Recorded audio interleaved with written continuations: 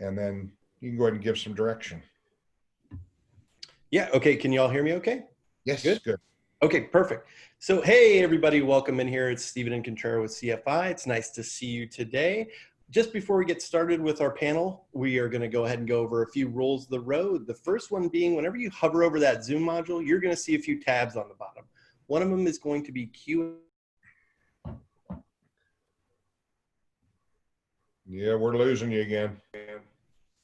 Yeah, I don't understand what's going on with my microphone today, but that Q&A tab, great place where you can ask questions of the panel and we can interact with the information that you're given. And a few doors down from that is going to be the chat button. That's where you can talk to me. If they mention any links, podcasts, white papers, different things, we can certainly run around the internet and place a link for you over there in that tab. Yes, we will be recording today's program, and you will receive a copy of it with a shareable link that you can pass to your team members, you can pass to peers, anybody who you might find this content interesting. Usually get that email out by 3 p.m. Central Time. It'll also contain a bevy of links for Dr. Tao, links for Dr. Baird, and other resources that we talk about. Be a few polls that will pop up today it takes about 5 seconds to answer. We'd love to get your feedback. That would be fantastic. But without further ado, let's go to our panel today. It's Guest Thursday, and we have Dr. Leonard Tao and, of course, Dr. Bruce Baird. Welcome, guys. Hey, good morning, Stephen. Hey, Leonard. Thanks for being on with us. Good to see you. Thanks for having me. Thanks for having me. I appreciate it. Thanks for inviting me, and it's nice to see you too, even if it's virtual. I know. Well, this guy here, and I know everybody knows who Leonard Tao is, but I don't know how long we've known each other, but it's been quite a few years. And I considered myself a road warrior years ago, and then I started fading away from that. But this guy has been, how many days do you travel a year? Well, I'm on the road about 45 out of 52 weeks. So, I work Monday and Tuesday in my practice, and then usually Wednesday's a travel day for me, and then Thursday, Friday, Saturdays, and some Sundays I'm away. So I'm in the hotels more than I'm at home under normal circumstances during the year. So I'm on the road a lot. It's kind of changed my life. My wife doesn't like it, but it's kind of what happens. So this has been a nice little return to normalcy, I guess you can say. Yeah, for you, not normal, but normalcy would be, I bet your wife, and now you have a son, right? I have a 13-year-old son tomorrow. He's 13 tomorrow. Okay, yeah, I knew, I see you guys traveling sometimes, or I see him with you, so I figured, hey, I bet he's enjoyed having you around. How long have you been around the house for? 8 weeks, 8 weeks? Or? My last day of work was March 18th, and I had just traveled the week before to New Orleans. So since I've been home since March 18th, so almost 2 months now. Wow. Well, I'm glad, but I know everybody's itching to go back to work and get everything done. So now you practice Mondays and Tuesdays. That sounds real familiar. That's what I did for the last 16 years in practice. But what type of what things have you done? Tell us about your practice that you have there. You're in Philly? I'm in Northeast Philadelphia. Practice was bought 13 years ago. Dentist had committed suicide, so it was bought under extreme circumstances. Fee-for-service practice, it was a great practice, great team. They all stayed with me when I bought the practice. Grew it online, which is where I am in position now because of what I did online. Let's see. Do all phases of general dentistry. I've obviously phased out a lot of it over the years just because I'm working 2 days a week. I pick and choose what I want to do. I have an associate who works the other 2 days, Wednesdays and Thursdays. And she does take some insurances. So I'm fee for service. She's in network with about 5 plans. So it's almost like 2 practices within within one practice. Sure. So it's kind of a unique little way we handle the practice. I've got 1 hygienist, 1 front desk, and 3 dental assistants. And everybody knows their jobs. I do implant restorations. I do a lot of cosmetics, a lot of high-end, all on 4 cases. Yeah. We are 5 operatories. I own the building. I'm in a nice little segment of Philadelphia, Northeast Philadelphia. So I stick out in the fact that I am doing a lot of fee-for-service dentistry, a lot of HMO practices, a lot of PPO practices around me. I have a big, huge online presence. Obviously, my reviews are what's makes me stand out because that's what I teach all over the country. Sure. So it's been nice. You know, I am in the process of, unfortunately my associate's leaving July 1. She's going back to Austin, Texas. So I'm in the process of looking for a new associate. Because come September 1, as long as the coronavirus kind of settles down a little bit, you know, my travel begins again, and I'm not going to be able to stay in the practice more than the 2 days. So we'll see what happens. But you know, it's been a fun 13 years for me. It certainly has changed from when I just did clinical dentistry now to, you know, teaching and speaking and, you know, podcasting. I have a book that I wrote that has been on the market since November. So I can't complain. Life's good. Yeah, life is good. Life is good. Well, tell me, what were the rules? When did they tell you you could only see emergencies or whatever there? Was that March 18th or was that after that?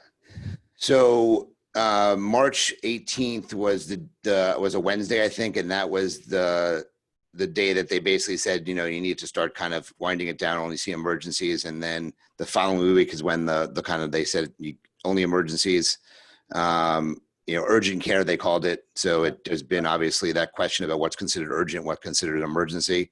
I made the decision, I should say, only to see existing patient emergencies. I have not gone in for any new patient emergencies. So I've gone in probably about 7 times myself with one dental assistant to see about 12 patients. And my team's on furlough. They're getting unemployment. My PPP was just approved on Sunday. I'm still waiting for the loan doc, so they will be brought back at some point. I was going to ask you that. I was going to ask you about PPP and kind of what your thoughts are. I guess they have 10 days to fund it, and is supposedly. But when do you guys think the state's going to tell you can start seeing patients again? Do you know? So Pennsylvania is doing a tiered startup. So I'm in Southeast Pennsylvania, and they started to open up Northeast and Northwest Pennsylvania. Unfortunately, Philadelphia has been harder because we're closer to New York and Philadelphia. I mean, New York and New Jersey, where it's been really bad. So I don't think we're going to be doing anything at all, probably until the 3rd or 4th week of May, possibly until the beginning of June. So potential open dates were May 26th they sent, which is a Tuesday, because the 25th is a Memorial Day. So it's 26th of May, possibly the following week, the beginning of June. That's the estimate at this point. Yeah, Texas, we just started back Monday, and because we've got so many areas. So I know that we saw 23 patients on Monday, and we had good attendance. And yeah, there were some cancellations here and there, but we've been intentionally filling our schedule with higher productive procedures to kind of get off the starting blocks with, you know, some good productivity, since there's been Zippo, you know, I mean, I think across the country, the average collections are about 5% of what I just saw that with the ADA's report with AHI that said that's across the country. So let me ask you this, and this is one of those controversial questions, but the PPP, tell me, you know, once it gets funded, I know that's when an 8-week window starts. How are you going to deal with that? Or I know you've thought about it, but how are you planning to deal with that? So the plan is to bring my team back on. I'm going to pay them for the 8 weeks. I'm close enough now that if I get funded, you know, I should get funded in, you know, I got approved on Sunday. So even if it's the full 10 days, that was the 4th. So I should get funded on let's say the 15th. Yeah. I'm only going to I'll be starting up, let's say 10 days later. So I'll have, it's pretty close to when I'm going to be starting. So I'm not affected like some people are. I'm going to use the funds. Look, they'll get paid for 10 days to, you know, bring them into the office. We've got to clean the office. We've got to make some changes. I'm redoing a lot of things in the office in terms of our protocols. And I've been working from home a lot. I mean, look, I'm still selling Bird Eye from the house. I'm still doing a lot of my consultings. I'm still doing a lot of the marketing stuff from the house. But I've been working on my business. I'm designing a new website. The new website's almost done. But we're changing some protocols in the office. I'm going to work with my team. We'll do some training. So they'll get some hours involved. So, but I'll give them the regular hours. It's the average hours they'll get. So they'll get paid. And then once we start up, the PPP will handle that for the 8 weeks. I'll pay the utilities, whatever the government says I'll do, we'll do. I've had conversations with my bookkeeper who handles my QuickBooks. He has his files already set up to put, utilities. I have a list of things that will be covered. It's rent, it's water and gas and internet. There's certain things that they're checking on to see if it could be covered as well. So I've got, I'm already prepared for that part. And, it's put everybody into an odd predicament because some of my employees who are highly compensated employees, $40+ an hour, $40 an hour, they are actually making more on unemployment that they're getting paid through me, which I think is insane. So it's insane. The whole program was just kind of it was like it wasn't even thought about. Let's just do it. And then while we're doing that, let's throw in some, expanded unemployment benefits till July 31st. And a lot of my friends, and I'm sure yours too, have got a situation where some of the employees, don't want to come back. They're making more on unemployment. And I think what I've noticed is those offices that have, great relationships, they've been FaceTiming or whatever, Zooming with their team every week. And, it's like our office, everybody's coming back. We don't have any, and we have 25 employees. So it's a little different animal, but everybody's planning on coming back. Now, my guess is we'll probably have 2 or 3. We didn't start hygiene on Monday. They're waiting another 2 weeks. So we're going to start hygiene, I think, on the 18th. So let me ask you this, you're going to be doing some new things in the office. What kind of things, because of this pandemic, have you been considering and also have done in your practice? So first off, we have cleared out the reception area. So the reception area there, I used to have one of those water fountains where they can kind of take water on their own. That's out. That's now down in my lounge for my team to use only. So no patient use of that. We had a Keurig in the front reception area. That's gone. Any snacks we had, any magazines had. So that's all empty. They can't touch anything there. Right. There's chairs there, but obviously we don't want anybody even in the reception area at all. All patients will, when they arrive, they will stay in their cars until we're ready for them. And then once they come in, we're going to take them right back to one of the 3 rooms other than hygiene. I have 3 operatories I work out of. We're going to take their temperature. So I have an infrared thermometer already. They're going to rinse with hydrogen peroxide, and we'll review the treatment, and we're going to get started. Luckily, I present all treatment myself when I'm in the office. I present all financials myself, so that's my job. So I don't have anybody at the front desk coming even into the operatories. They stay up at the front. Yeah. I've just been doing that for 12 years, so I'm good at it. I have an extremely high case acceptance rate. So I'm ahead of the curve there. And I think that every dentist should learn how to do that so they don't have to cross-contaminate at the front. I just have a sneeze guard at the front anyway. I have one installed there now. We have some interesting things. I've invested in a UVC lighting system, a UVC cleaning system. So we have ultraviolet light that's going to clean the operatories for us after we wipe them down. So it should be in my office in about 2 weeks. So it's a UVC light that we'll put into the room. It's about 35 pounds. So it rolls into the room. It's 900 plus watts of light that will go in, and in about 7 minutes, the room is clean from basically head to toe. The walls, the ceilings, the floors, the chairs, everything's clean. And it's something I think it's been cleaning hospitals for years. We can clean our masks at the end of the day. We can get up to they say about 20 uses of our masks as long as they're not blood soaked. So it's something that I think will set me apart from the other doctors. I'll be able to market it and show my team and show my patients that I care. So I think it's going to help me just attract more new patients to my practice. We also bought 2 air purifiers as well. So again, it's just to show people that we're doing something different. We're not using any, even though I'm a tech guy, for the first probably couple of months, we're not using any third-party app to confirm appointments. We're going to call everybody because we want that pre-screening COVID questionnaire filled out. So I digitized that form, so we'll text the form to them, but it's not going to be automated. Baird has a new software platform called Interactions. So it's a text-based platform. So I can do it from my phone or my computer, where I just have a template already set up. I just send it right to the patient. They can return the form to us electronically, goes right into Dentrix. That's awesome.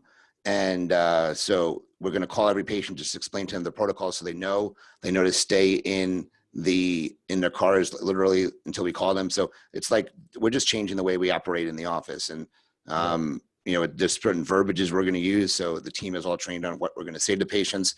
I really want to have contactless payments. So I have a payment portal on my website now. So patients, we want to pay ahead of time. I really don't want them using checks. Look, I'll take a check if I have to, but I really want them paying with credit cards online, so I don't even have to take a payment in the office. So we're just kind of working on things, trying to figure out the best way to make it happen.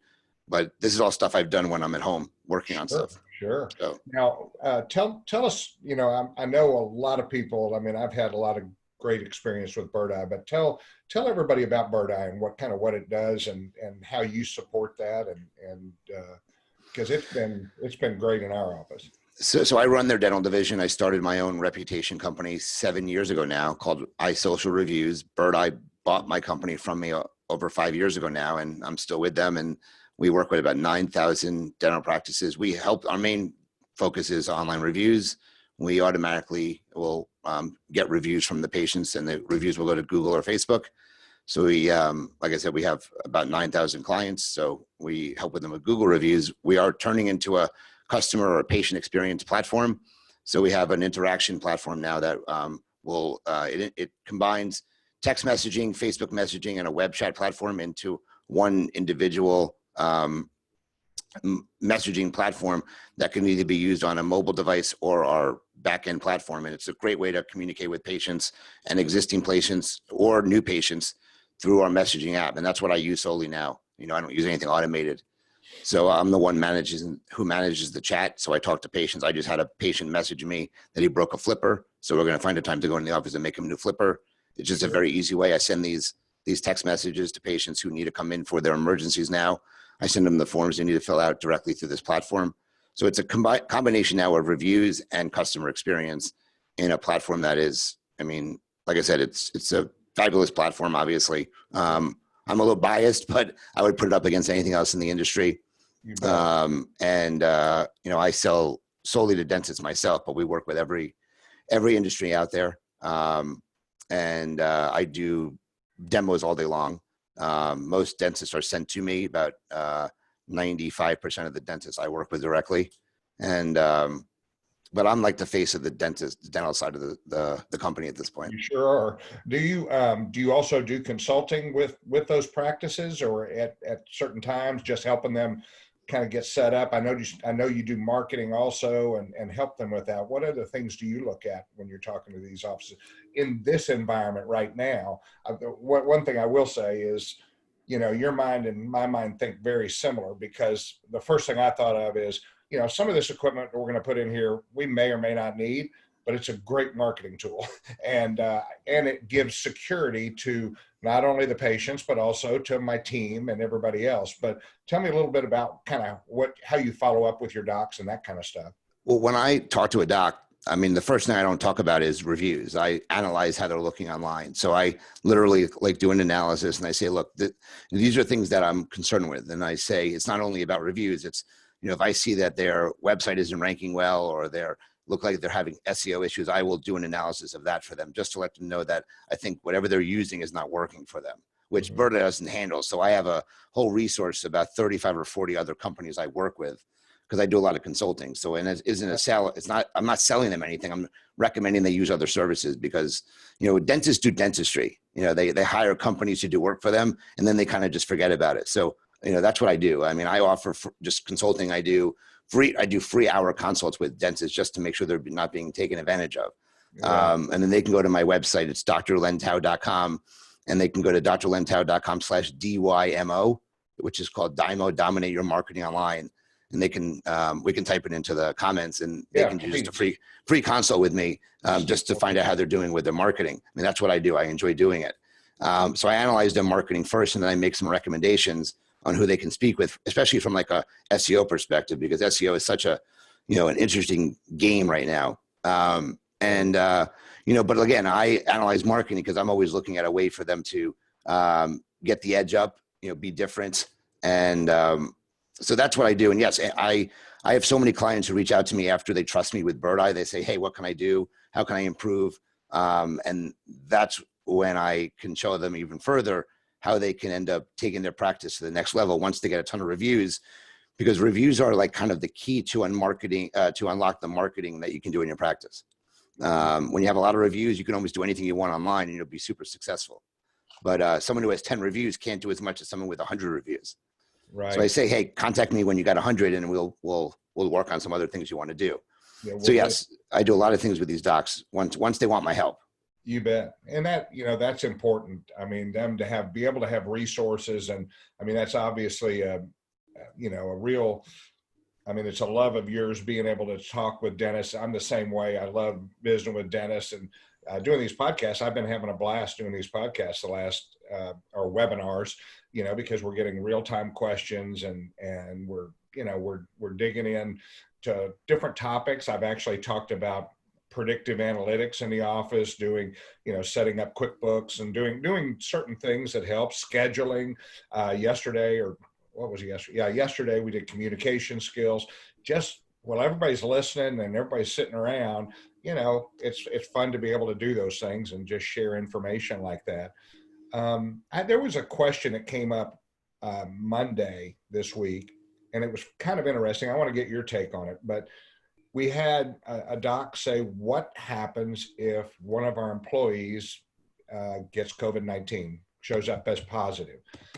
And I didn't really have an answer. And I'm going to tell you what I told them and then see what your thoughts are. But what I said was, well, first of all, I think we're going to be very safe. I'm not too worried about getting COVID-19 in the dental practice, wearing all the gear and everything that we're wearing and doing all the extra things and checking patients' temperatures and doing that. But if you had somebody that had positive COVID, I said, my understanding is that your team would have to isolate for 14 days, and because they've been exposed. And I'm like, gosh, that's kind of crazy, because that shuts your office down again for 2 weeks because one of your employees, and I've got 25 employees. And so I'm sitting there thinking to myself, okay, did they catch it in the office? I don't believe they did. No way. So, but I go to our Kroger grocery store here and I'm wearing a M95 mask or a KN95 mask, and there's 350 people there and nobody's wearing a dang mask. And I'm sitting there going, so my employees, we've talked to them about really staying diligent, really being careful when you go out, still continue to social distance, because it's going to affect my business or our business if somebody gets positive. And I don't believe it came from the office. What are your thoughts? Have you heard anybody ask that question? Or I have actually. So my understanding is that a dentist will have to close their. So there was a restaurant in Philadelphia who got a pizza place, one of their employees who was not handling the food, just someone who was interacting with customers got COVID, and they announced on Facebook that they were shut down for 14 days. So it's my understanding that if that happens in your office, that you're going to be shut down for 14 days. So that was my deal. So man, it's kind of like, how do you handle your team? I'm very comfortable with them in the office, but talking to them about, guys, this could be devastating for everybody, because there's not going to be, maybe not expanded unemployment benefits after July 31st. So all of a sudden I get shut down. Now there's no more PPP, there's none of this, and you go back to zero revenue. But I know we can't control our team, but boy, I think that's a conversation docs really need to have with their team. Yeah, 100% so. I mean, it's a big concern. It is a big concern about, especially, the CDC and the OSHA laid out that rule, set out memo out yesterday saying that they still think dentists should only be treating, urgent care. They should only be doing, emergencies. They should not be doing elective treatment still, after some states have opened up, obviously. So you've got that whole dilemma now. And, there's still those hygienists who are up in arms about coming in with aerosols. And so there's a big separation right now between what dentists want to do for our business, what the government wants us to do, and what our team members want to do right now. There's this big divide, and we're being pulled in all these different directions right now. So it's a very uncomfortable position for us to be in. It is. And, I know in Texas, the Hygiene Association or whatever, they've really fought not to come back right now. They don't feel comfortable. And so I'm sitting here going, gosh, what the heck, okay, that's fine. But, you also have perio patients, and we're running high-speed handpieces, and, that's producing an aerosol. So it's, I think there's just so many things that we don't know. And, I know you and myself are constantly following the recommendations, and people are always saying, well, we got the CDC saying this, we got the ADA saying this, we've got, all these different people telling us stuff. What I told people yesterday, I think was, I'm really more concerned with what my state dental board is telling us, even though they've had difficulties, but I'm more interested because they're the ones who could shut me down permanently or whatever if I'm not doing what they recommend. So anyway, it's a really a weird time. Have the hygienist in Pennsylvania done kind of the similar thing, not wanting to come back? Or They have. My hygienist I spoke with, and her biggest concern was not using aerosols, and I don't want her using aerosols, so we're in agreement right now. So there's no issues. We're just trying to figure out, how long to spend with each cleaning, how long to devote. Sure. We have 2 operatories for hygiene, even though there's 1 hygienist. I want to get her assisted hygiene. So with the fact that I'm going to be working somewhat staggered, and I have 3 dental assistants, she can have her own dedicated assistant to help her. So we're just got to work on the flow in the office and figure out what's going to be best. Patients are, obviously patients are canceling, but also I got tons of people calling and saying, when can I schedule my treatment? I need to get done. I need to get in for my cleaning. So, it's one of those interesting perspectives that some people want to get in, other people are upset we're canceling them. Other people say, I'm canceling, I'm not coming in, I'm scared. I think you're going to find both ends of the spectrum here. Yeah, you really are. And that makes it tough with this PPP forgiveness for offices that have, that haven't been communicating with their team. And all of a sudden now they don't want to come back because they're making more money. Like you said, a $40 an hour employee making more on unemployment. And their commitment, I think that's where the leadership in a practice, what's interesting is you work 2 days a week, you have 3 dental assistants, and you work 3 chairs. It's the exact same thing I did for 16 years. Very productive, very, great way of practicing. We just happen to have a lot of associates and other things in our practice, is why we got so big. But let me ask Stephen Stephen, this might be a good time to see if we've got any questions. Absolutely. We have a multitasker with us. Dr. Tao has been picking them up and knocking them out in the chat while he's chatting. So wow, good job. Right. Yeah, certainly. So we did have a lot of questions about the UV light that Dr. Tao was using. He put a link over there. I was going to ask you if you'd do that for us. That's good. Yeah, you bet. You can schedule a call with him. You can go to the website. He's on top of it today. And yes, we'll include all those links within the email follow-up today as well. But yeah, let's get to some questions. All right. So we have, and please bear with my audio. If it clips out, it will clip right back in a minute. All right. Do we have to use PPP within 10 days of receipt towards salaries? We will likely not be working full-time in NYC this month. Can we use the funds or for other purposes before we go back to work? Do we have to use all the funds for salaries at the same time, have consequences as we have had prior to closing down? I am fine with some, but it necessary going forward, the loan opposed to forgive the loan. Ben, you want to take that one? Yeah. So you have 8 weeks to use the funds from the day you're dispersed. So if you want it fully forgiven, 75% of the money has to go to payroll. So 75%. So if you have $100,000 and you want it all forgiven, or whatever you want forgiven, 75% of that money has to be towards payroll. Okay. 25% has to go towards utilities, rent, and everything else.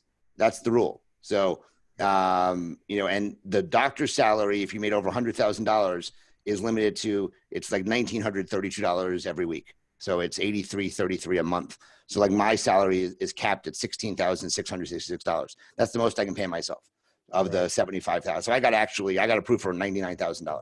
So $100,000. So my salary is capped at $16,666. My associates capped at $16,666. So us two is $33,000 something dollars, and so I have $44,000+ that can go to my rest of my team. Team. And then the rest is my rent, my, internet, everything else. So you've got to put the money there. So yes, you have to spend the money. You have 8 weeks to disperse it. Here's the other thing I just learned yesterday is that if your payroll date that normally falls outside that 8 weeks, you have to change your payroll date so it falls within an 8 week period. Because if it falls outside that 8 week period, it doesn't count. So you've got to make sure it falls in with that 8 week period. So you can go ahead and make payroll. Let's say you were going to do it on the 1st or the 3rd, and you decide I'm going to pay a little earlier. I want to go ahead and get that taken care of so it'll be forgiven. That was my understanding.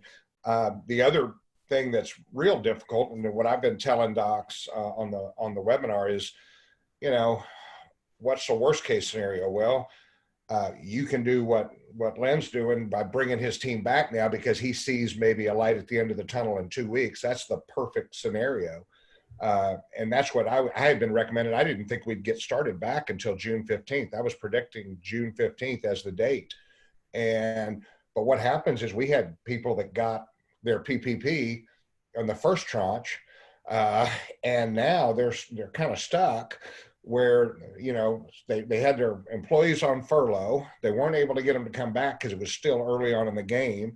Some didn't want to come back, and some were making more money and obviously decided, I just want to continue to do this. They didn't feel safe. So I told the people that had gotten those, I'd say I'd put that in a separate account, let it sit there. It's a 1% note. You don't make payments for 6 months, and you got 18 months after that to pay it off. I just keep the cash just in case you had to have the cash. And my prediction, and I'd like to get your thought on it, but you got 3 million small businesses that are going to have a 2-year, or literally 2 year to pay off a note if it's non-forgivable. And with the crappy rules that were put out there that they keep changing back and forth, I mean, there's going to be so much renegotiating on these loans, or these docs will go bankrupt. Is that kind of what your thoughts are? I mean, I don't think it's going to be just a 2-year deal. I think people are going to be able to renegotiate. Yeah, I think that you're going to find that they're going to need to renegotiate. I think that you're going to find that, like yesterday they announced, or 2 days ago they announced that if you offer a job, because also you need the same head count too. That's right. So if you had 8 people before, you have to have 8 afterwards. And if you have an employee who says, I don't want to come back to work, people thought they were in trouble. They announced that if you can have proof that the person didn't want to come back to work, that can still be forgiven. So there was a change to that rule. So you don't have to worry about that necessarily. Good. I did not see that. That's great. You don't want to COVID or something. They have a child. They couldn't come in or whatever. Exactly. That's you don't want to deal right there. It is a big deal, right? You don't want to hire a team, a family member if they weren't on payroll before. Don't hire a team member. I can tell you, a family member. They will not allow that. They said that I read that they're going to allow a slight increase in pay, so you could give them like a 25% raise maximum. Okay, so don't give someone who is making $20, don't give them $40 to meet the money requirement. They're not going to allow that. But a small increase you can pay them. But and also you don't want to increase their hours tremendously. So you can give them a couple of hours more if you need to do that, and because they're not going to fight you on that. But you can't say they were working 20 hours. Oh, now they're all of a sudden they're working 40 hours. That doesn't work either. So you can't make too many changes because they're going to question those changes. You bet. Yeah. If you remember where you read that, I'd love to just find that out just so I can, confirm that, because I'll find it for you. Yeah. Thanks so much, Len. I appreciate it. All right, Stephen, you got some. All right. Yeah, you betcha. Here's one we get for Abella a lot, Dr. Tao. So this one's for you this time. Dr. Glenda Hughes asks, what about patients that don't do texting? What about patients who don't do texting? Yeah. So I will tell you that you need to, you need to get with the times. And I hate to say it, so the question I would ask the person back is, why don't they do texting? Okay. Because I'm always curious. And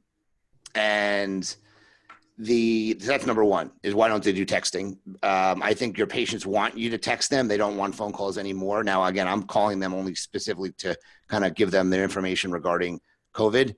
So that's number one. Number two is, I think you have to start texting, because that's the way people want to be, communicated with nowadays. But if you don't text, you don't text. I mean, you send emails. I mean, if they don't do emails and text, then you know, that's, Yep. I don't have an option for you. I mean, you got to get with the 21st century, to be honest with you. Get Then you with it. might be the only dentist in town, right? If that's kind of your. Well, it's kind of the same. We get that same question about Abella. You know, what if we want to send some, you know, it's an account receivable software. We've collected close to $1 million over the last 5 weeks for dentists all across the country when their team was furloughed. So it's been amazing. But people will ask, well, what if they don't, the same question, what if they don't have text or email? And then I go, well, you know, we now are adding a third component to Abella. It's not available yet, but it will be in the next few weeks, where, yeah, we'll also send statements to them. So we'll send it and we'll track it and do it that way. But it's so few and far between. I think it's not really going to be an issue. So, but yeah, get with the 21st century. It's time. Yeah, they don't answer texts, but they take phone calls, right? Okay. That's right. Here's one for you, Dr. Baird. Dr. Baird, you're in Texas. How many days are you open, and what level of procedures are you doing? If so, how are you dealing with PPEs in between patients? I have not been back in the office. I'm going to go back in next Monday. Our team has been working. I have and this again is one of those questions that you have to answer for yourself. I've you know, I'm 65 in a few months, and I've had a history of some heart issues. And I'm going to go see a patient in all on 4. I'm going to be putting in their final prosthesis next week. I might place a couple implants. So, and then I'm not going to see patients till June, towards the end of June. But in the office, they're wearing the disposable, you know, gowns, the gloves, the shield, the face mask, N95. They're putting a regular surgical mask over that so it doesn't get soiled, so that they can reuse it. UVC lights to help sterilize that. You know, I'm going to be really curious to look at what you're doing, Len, on that, along those lines. But that's what we're doing. So I will tell you, you know, I think the biggest issue with PPE right now is the ability to get stuff. You know, I have I don't know how many people out there, and they can actually type it in. How many people have KN95s? How many people have N95s? I was not comfortable wearing an N95 mask. I did not like it. I can't work in it. So I have KN95s, and I have no problem wearing it. I actually Pennsylvania offered a fit test for it. So I was fit test to make sure the KN95 was offering enough of a seal for me, and I passed the fit test. So so I know the KN95s are a good mask for me, and they're comfortable as anything. I actually think they're more comfortable than the regular level, you know, 1, 2, or 3. So I'm very comfortable in my KN95, and I wear a shield over top of it. And the KN95 can be, you know, sanitized with a UV light. But the bigger issue is there is no disposable gowns anywhere there. And if they are, I found them for like $9 for a disposable gown, which I refuse to use. I mean, I refuse to wear a disposable gown for $9. It makes no sense financially. So I actually found a company, and they're based in King of Prussia, Pennsylvania, which is about 10 miles from my house. So what it is they will provide your practice with with gowns that are not disposable. They're laundered gowns. Okay, laundered gowns. So for me, I have 5 team members, myself and my associate. But we work different. So it's 6 gowns I need basically. No, actually 5, because I wouldn't give one to my front desk person. So it's 5 gowns a week, a day per person. So I need 25 gowns plus a couple extra. So let's say it's 30 gowns a week. So they have 60 set aside for me, because they have 30 and they have 30 in the warehouse. So on Friday, I work Monday through Thursday. So on Friday, they'll pick up the 30 and they'll drop off 30. So 60 gowns for me. Perfect. And they literally charge like $1.50 per gown. Like, to me, that is like the best scenario. So it's like a $2,500 investment you're making in the year for those 60 gowns that they have for you. I don't think PPE is going to cost you so much more if you're doing disposable gowns. Yeah. So the companies in King of Prussia, I spoke to them yesterday. They're actually all over the country. So this is a national company. I spoke to the guy this morning because I knew I was getting on this call, because I wanted to get, I don't make a dime on this, guys. This is something I just found out yesterday. The name of the company is called, I'll give it out. I'm just going through my email real quick. It is called Image First Isolation Gowns. Image First Isolation Gowns. And I think that's the best thing. It's not a disposable gown. It's an actual physical gown that you wear. And unless it gets blood soaked, you don't have to change it between patients. That's the only reason you change it is when it gets blood soaked. But you Right. wear it all day and you take it off. They give you a laundry basket and you stick it in the laundry basket and they pick it up at the end of the day. And then I'm actually considered, because I'm going to start wearing scrubs. I never wore scrubs in the office. I wore a nice shirt and a pair of slacks, but I'm switching to scrubs. So they will also offer a scrub service too, and my team wears scrubs. So instead of buying scrubs and having to send them to a laundry service, they will also rent you scrubs. They can embroider them as well, and it's like $1 per scrub. So Wow, again, that's awesome. I just think that's this day and age. I think that's the best way, because I wanted to put a washer and dryer in my office, but in order to do the washer and dryer with the way in my basement, I have a lower level. In order to put it in, it was like a $7,000 investment, which is crazy for me.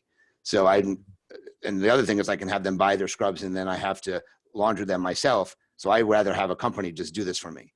Oh, So yeah. And that makes it real simple. I mean, we've got a washer, dryer, and everything else, and they're using the disposables in the office. I know that Bob Salvin had a pretty good supply as of yesterday of the disposables at a fairly good rate, but I'm going to be wearing just a washable, washable cover. So that's what we're looking at. I just ran a poll, and this is what I've been seeing pretty consistently. You'll be interested in this, but do you have enough PPE to last a month?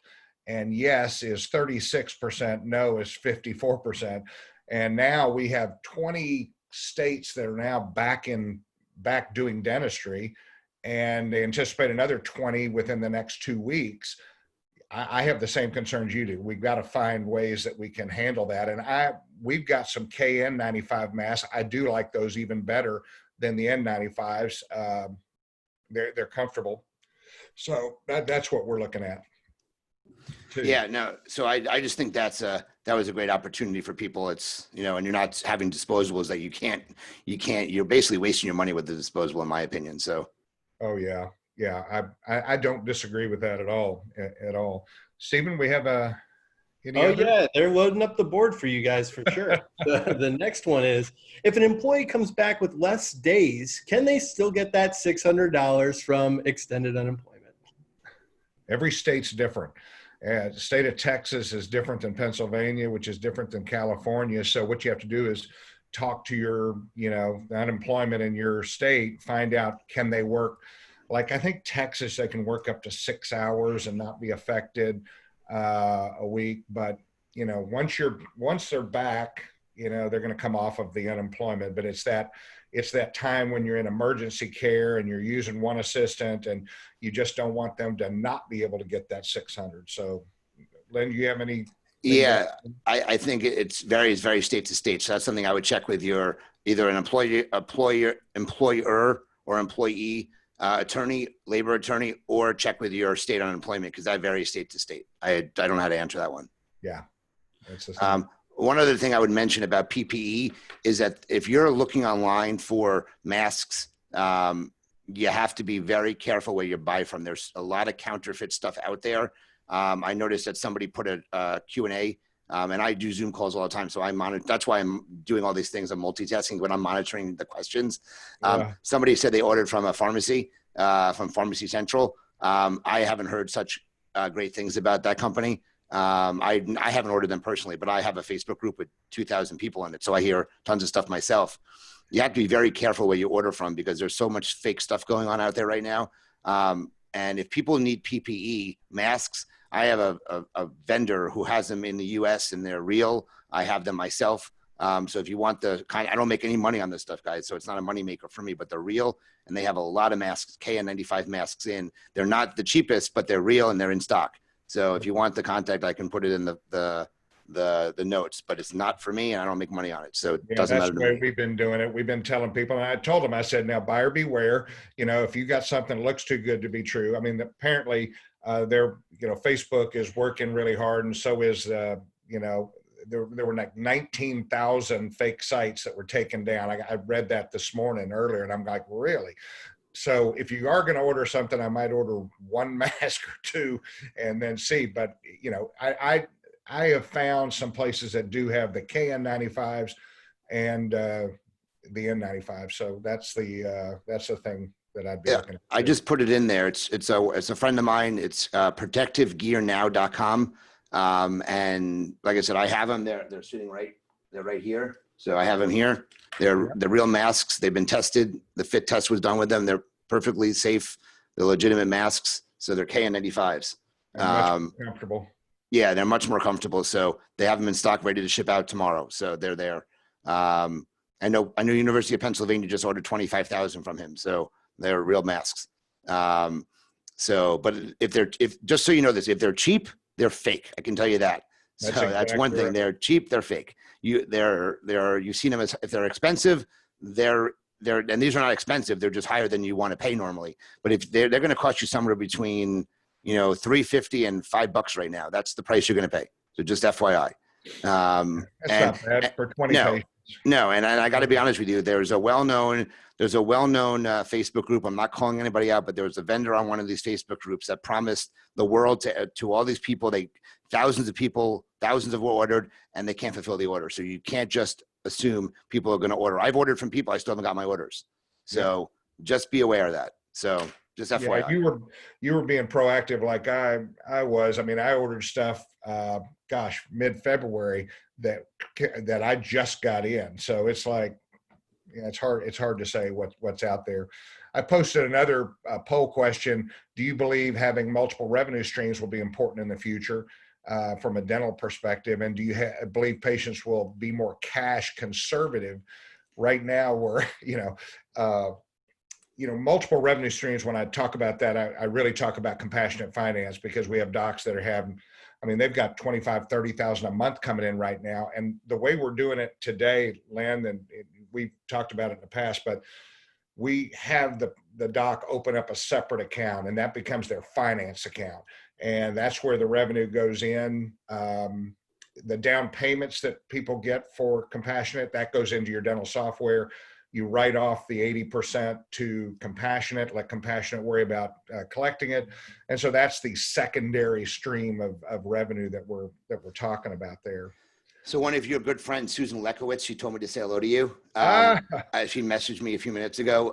She has a power call that I'm on every 2 Thursdays. Yeah. And one of your clients was in there talking about compassionate. And he says, thank God, because he has enough of a money coming in monthly through the interest and stuff that he's earning, that they've been able to keep him some extra funds going. So exactly what you just said. I was going to bring that up, and you beat me to the punch on that. Yeah. If you talk to Susan before I do, which you probably will. She's on my Facebook Live at 1:00 Eastern time today. So I'll be talking to her at 1:00 today. Well, give her an air hug for me. I will definitely do that. I'll be on there. But yeah. And the one other thing about Abella, which is the AR software, we have sold more subscriptions or whatever to Abella in the last 5 weeks than we did all of last year. So it's like, and it's mainly because, and one of the reasons we waived all the fees. So there's no cost setup fee and there's no monthly fee. I just want to help docs be able to get some revenue in and have it automated and go through the software and do that. And so that's what we've been able to do, collect over $1 million from over 5,000, people. So those are just add-ons that can help during this time. I've never seen anything like it in my 40 years in dentistry. So it's crazy. So I have a question for you, and I get this question a lot. So I'm curious, what are you doing about, and I know you have Abella, how are you handling patients right now who are out of work and they owe money? Are you, and you have, let's say your team is working, are you making collection calls? Are you sending bills? Are you just sending bills, not making collection calls? What is your recommendation from that perspective? Well, one of the things that Abella does, it's a little bit different, and it's very different than just the straight text messaging that comes from some of the companies that you and I are both familiar with. And, it says, hey, pay the bill. There's much more to this than just sending out a statement. The nice thing about Abella is we're able to send these out through software, to people that owe, and they have the opportunity to either pay that, or they have an opportunity to say, well, I'd like to do some monthly payments at no interest. So what we've done is taken people who really want to pay. I believe most people do want to pay, and some of them have actually gotten government checks. We actually had, with Compassionate Finance last Thursday, we had 24 patients who paid off their balances in full in a single day, which was a record.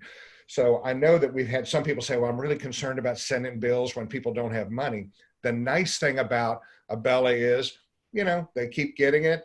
They can answer. Most of these balances are $28, $54, $71, because what I've been talking about is, and what we've done studies is, we know that most offices have one person that handles insurance and AR, and they spend 83% of their time on hold with insurance companies and dealing with insurance companies on coverage, and 17% of the time doing collections. And they run that collection report, and they always start at the top, the largest balance, and they work their way down.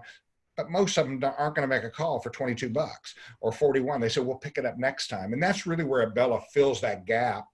And on bigger balances, patients could actually make monthly payments, which is nice now. And that is driven by the practice, what they want to do. With Compassionate Finance, I always say that's work that's going to be done, because now they have Compassionate Finance. So we have a lot of calls, especially during this time, where they're saying, gosh, I lost my job. I don't have it. I'm not on unemployment, whatever it is. And we simply, because the work's been done, it's simple for us to say, well, why don't we do this? Why don't we skip this month's payment? Let's put it on the end. And they're just like, can you do that? Oh, absolutely. In other words, we can be so much more flexible than a bank can be, or a third-party financing, because they gave cash up, you know, and they got to get that cash back. Whereas I put up time and I had my hard costs covered. So we're really flexible, and it allows patients, we've gotten a lot of letters saying, you know, how much they love us, and being able to help them, you know, just saying, oh, why don't we do this? Why don't we give you, let's stretch it out. Your payments are $180 a month. Why don't we, and you only have 20 months left, why don't we put it to 36 and let's lower your payments? Would that be helpful? No, so we're able to be very flexible in working with them. So that's what we do. Here. I agree with you. Heard of good reviews too. Go on over to our Facebook page. We have a couple hundred coming in. We have a 5-star rating over there from practices and patients, especially even during this time. Thank you for showing compassion, helping me move my payment when it was necessary. So yeah, absolutely. Good stuff.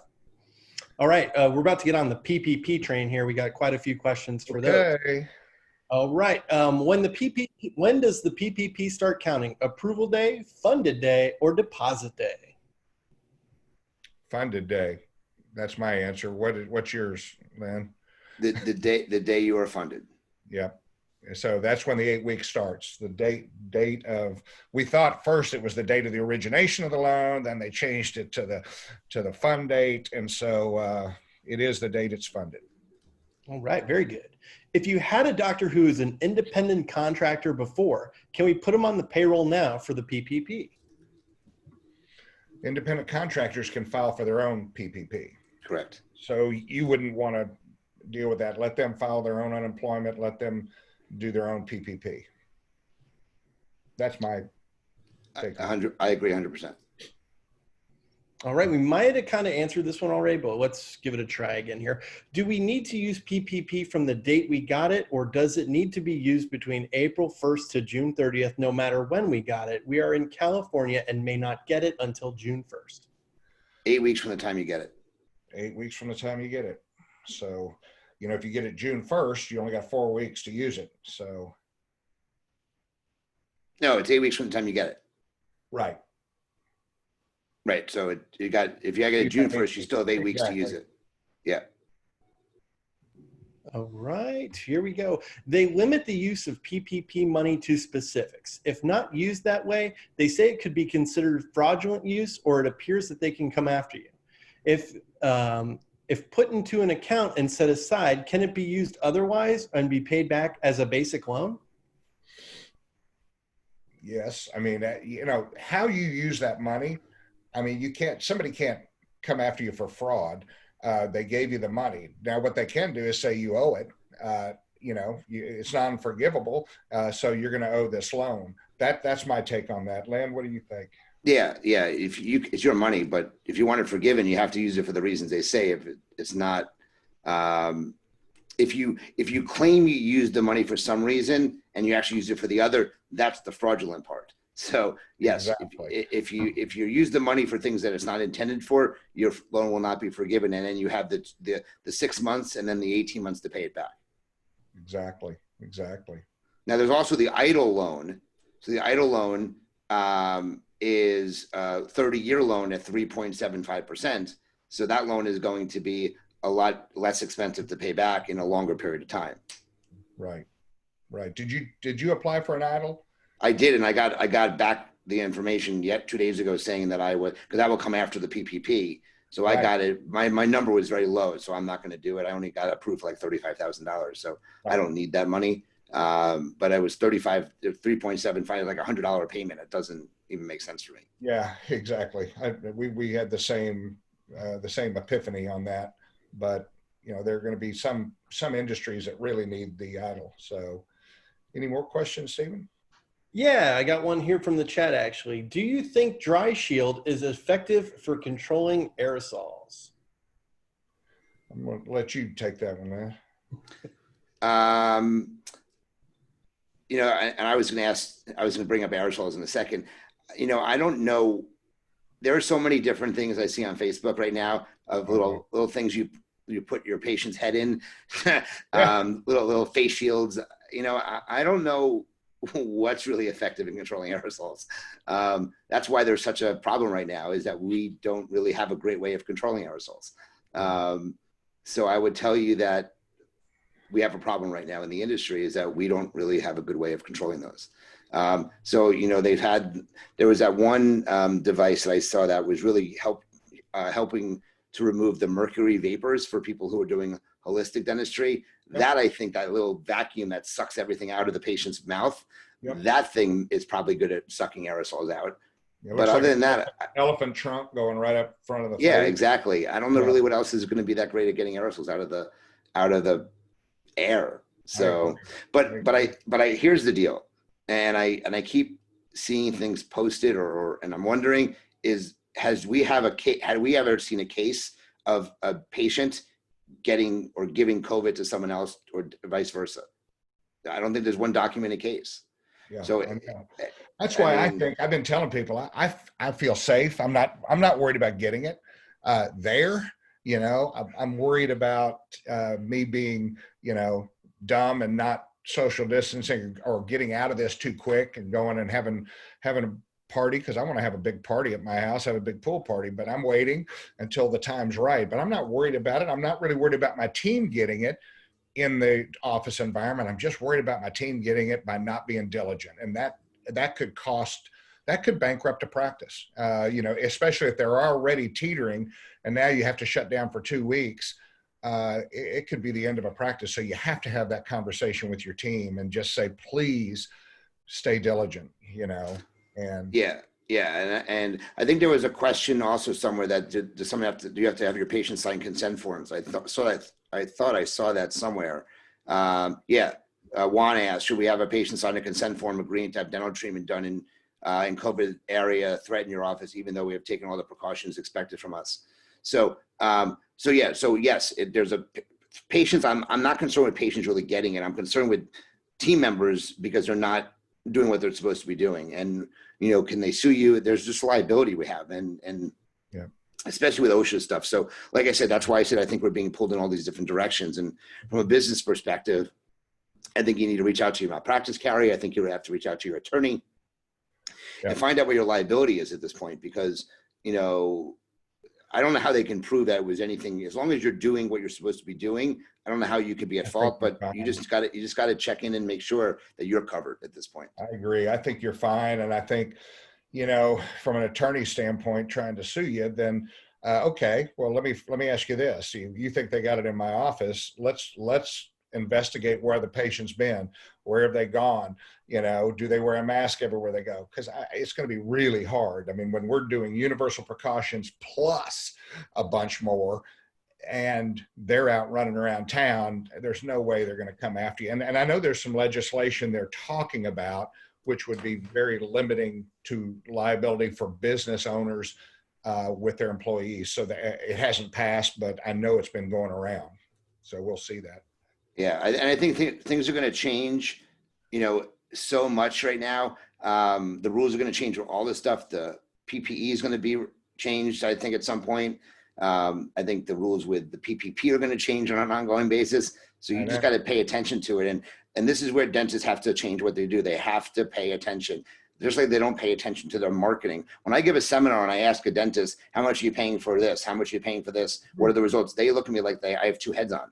That's right. And the guys, as you're listening to this, and we have 62 people listening, you got to focus your attention on what you're doing in the practice. When you're in the office, when you're not doing dentistry, turn on a Facebook group, pay attention. Don't listen. Like some of the information in these groups, that you're reading from dentists, it's not necessarily the truth. Okay. Some of the information's fake news, unfortunately. And you don't always you can't believe things are being said. You got to listen to the experts.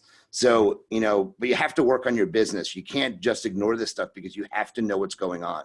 So that's my one big thing I would kind of leave or as we, wrap up, as we come to the end, is that's a big thing I worry about, is that dentists are not paying attention to what they're doing, and they will get in trouble if they don't, they try to get away with things they're not supposed to get away with. And I hate to say it because I'm one of them, but, and Bruce, you are too, but we see that all the time in the industry. Oh yeah, we do. Yeah, that's, Len, I want to tell you, I don't know if we got the answers, but we'll go back out. I know you've answered a bunch of them online. I cannot do two things at once. It's my ADD is so bad, and I hyper focus. So as soon as I go over here, then I forget we're even on a webinar. So it's doing good while doing good, right, Stephen? Yes, sir. Absolutely. That is correct. And we just kind of had one more question that we could clear up from our question mark today. And it is, we got an idle advance 2 weeks before PPE. Can idle be used for inventory? You got an idle advance, so you got the grant then, not the loan. Yes, I believe that's what they're. The grant is free money. That you don't have to do anything with that. You can do whatever you want with that. That's right. You can use it for whatever you choose. So that's the deal. So you should have gotten $1,000 for each of your employees, up to $10,000. So if you have 9 employees, you got $9,000. That's free money. Pay off a bill, buy your spouse something. It doesn't matter. That's your money. That was a free gift. Free gift for you. Hey, Len, thank you so much for being on with us this morning. I mean, we got so much great information from you, and I'm very appreciative, like you've been doing and I've been doing. I'm just trying to share the information with dentists, because it's that time where, no one really has all the answers. And so, over a period of time, you had a lot of good answers for us. So I'm very appreciative. And plus, it's good to see you again. So it was nice to see you as well. And like I said, I'm a wealth of knowledge. I study this stuff. I get screen time on my phone. You know how the iOS sends you screen time. My screen time's up like 80%. I'm on my phone all day long. But that's what I do. So, and I'm truly honest. If anybody wants if they want to reach out to me, I'm happy to put my phone number in the chat. I talk to people all day long. If I don't pick up, it's normally because I'm on a live or I'm talking to somebody, but I'll put my phone number in here, my email address, I'll add it. If people have questions, reach out to me. I don't charge for my time. It's just something I like to give back to the industry. I'll add it here so they have it, and my email address. And like I said, they can go to my website, and I'm happy to do what I can for the people that need me. So thanks, buddy. That's why we had you on, because I know that you're that guy. So appreciate it. Thanks for everybody that's been on today. And tomorrow we'll be doing another webinar, and it's going to be totally on compassionate finance and Abella, and it's going to be totally answering questions. Also, we'll be talking about how to use compassionate finance with associates. And so we've got some new guidance on that. So that's what we'll be talking about tomorrow at 10 o'clock Central Daylight Time. So I'll be talking to a lot of you guys tomorrow. Thanks again, Len. I appreciate it, buddy.